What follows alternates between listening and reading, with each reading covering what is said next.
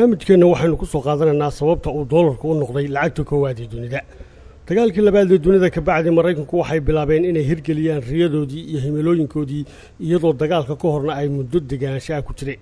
taasina waxay keentay in dagaalkii labaad dhammaadkiisii Mareykanku noqdaan kuwa ka awood badan sidii ay hore u ahaan jireen, iyagoo dagaalkii labaadna u isticmaalay saanadii ugu cuslayd oo ahayd markii ugu horeysay ee loo adeegsado. taasina waa qunbulo durriyihii weynaa. dhammaan dalalkii ka qayb galay colaadii dagaalkii labaad hadday yihiin Allied Powers ama Axis Powerskiba waxay ka soo baxeen dagaalka iyagoo dhaqaalahoodii dubay oo la odhan karo waxa uu u burburay si kaba dambaysa. dowladda kaliya iyadoo xooggan dagaalka dhammaadkiisii ka soo baxdayna waxay ahayd dowladda Mareykanka. taasna waxa u sabab ahaa arrimahan soo socda qaarkood.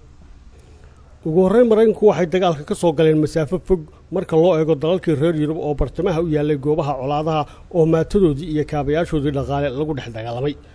talabaad Mareykanku waxay awood u yeesheen xilligaa inay soo saaraan miisaaniyad lagu kharash gareeyo dagaalkii socday, miisaaniyadda oo aan wax hoos u dhaca ku samaynin dhaqaalihii rayidka ahaa.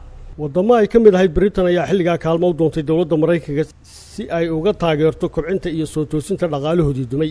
dalabyadii nooca ahaa ee loola tegayna waxay ahaayeen kuwii dhabaha u xaaday inay Mareykanku yeeshaan gacan sarreynta saaxadda caalamiga ee dunida, iyadoo boqortooyadii aan ceedu ka dhici jirin ee Britain oo dunida maamuli jirtayna ay kaalintaa ka baxday dagaalweynihii labaad wixii ka dambeeyey. ingiriiska iyo dalalkii kale ee reer Yurub waxay xilligaa deyn dhaqaale weydiisteen dowladda Mareykanka. deyntaa la weydiistayna waxay u suuragelisay Mareykanku inay dunida ku soo rogaan siyaasadoodii hanaanka dhaqaale ee caalamiga, waxaana xilligaa Mareykanku shirweyne caalamiga ku qabteen dalalkooda kaasoo ay ka soo qayb galeen 44 dowladood. waana shirweynihii lagu dhisay hay'ado badan oo dhaqaale oo aynu maanta naqaano oo uu ka mid yahay sanduuqa lacagta adduunka, kaasoo shuruud looga dhigay inay dowladdu waliba lacagta loo samaynayo looga hayo damaanad ama dahaba ama dollara. sidaana doolarku waxa uu ku noqday dahab cusub oo saameyn caalamiga ku leh dunida oo dhan.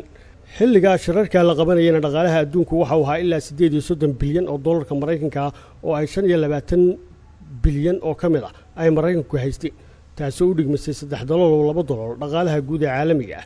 taasina waxay keentay inuu ilaa maanta doolarku noqdo lacagta koowaad ee dunida.